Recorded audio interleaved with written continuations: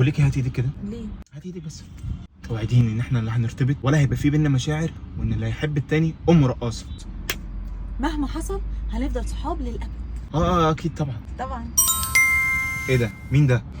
ده أسامة صح؟ يعني ايه اسامه صاحبك؟ من امتى انت بتصاحبي شباب؟ عمر ما تتعصب. انا ما بتعصبش اسامه، ما بحبش اتعصب، بس مين ده؟ انت اللي مستفزه. عمر احنا كنا لسه عمل ايه بقى وزفت ايه بقى؟ ما خلاص بقى. مين ده؟ قصدي الوعد.